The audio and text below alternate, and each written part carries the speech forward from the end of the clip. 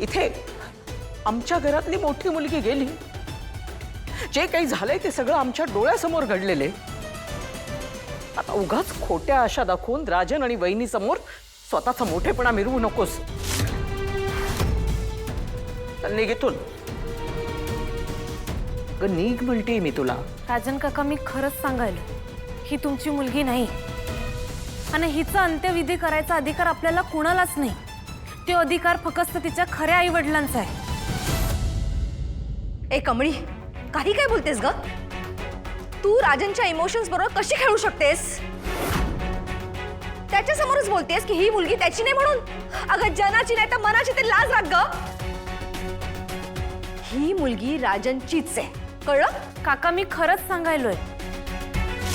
अहो, ही माझी मैत्रीण आदिती आहे। आपल्याच कॉलेजमध्ये हिने ऍडमिशन घेतलं होतं जर्मन कोर्स शिकायला। मी, बंड्या, निंगी, ऋषी सर आम्ही सगळे भेटलो हिला, आम्ही बोललो हिच्या संग। हो राजन काका, अहो मीच या मुलीची ऍडमिशन करून दिली, मी तिचे डॉक्युमेंट्स पण बघितले। काका, आम्ही कॅन्टीन मध्ये एकत्र बसलोय, मजा केली आहे। तिच्या आई वडिलांबद्दल तिने आम्हाला सगळं सांगितलंय। किती खोटं बोलशील ग? हद्द झाली बाई तुझ्या पुढे। तुला इथून जा म्हणून सांगितलं ना, जा। अगं निघ ना। नाही, अशी निघायची नाहीस तू। तुला ना हाताला धरूनच बाहेर काढावं लागेल। Watchman, watchman. आजी, हिला बाहेर काढायची गरज नाहीये, कारण ती बोलतेय ना ते सगळं खरं आहे। मुद्दाम खोटं बोलणाऱ्यातली मुलगी नाहीये ती। माझा पूर्ण विश्वास आहे तिच्यावर आणि मी त्या मुलीला भेटलोय म्हणून बोलतोय। आणि कामिनी आजी, जरी मी भेटलो नसतो ना तरी कमळी जे बोलते त्याच्यावर डोळे झाकून विश्वास ठेवला असता, कारण ती कधीच खोटं बोलत नाही। नयनतारा, अगं काय पाहते मी? हा सुद्धा धादांत खोटं बोलतोय आणि ते सुद्धा हिला साथ देतोय।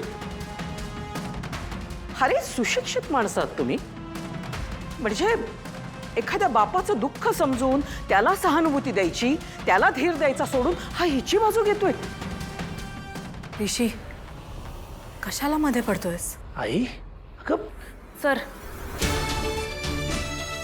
हे बघा, आदिती गेल्याचं मला बी लय दुःख होतंय, पण मी 100% खात्रीने सांगतोय, ही राजन काकांची मुलगी नाही। काका, प्लीज माझ्यावर विश्वास ठेवा। कमळे, कमळे कसा विश्वास ठेवू? माझी गौरी आणि माझी मुलगी एकाच गाडीत होत्या। माझ्या गौरी बरोबर मी हिला पाहिलंय गाडीत। त्या आपल्या घरीच येत होत्या। तसा त्यांनी येण्याआधी फोन सुद्धा केला होता मला। आणि जेव्हा अपघात झाला तेव्हा गाडीमध्ये माझ्या गौरी बरोबर हीच होती गाडी। मी बघितलं हिला।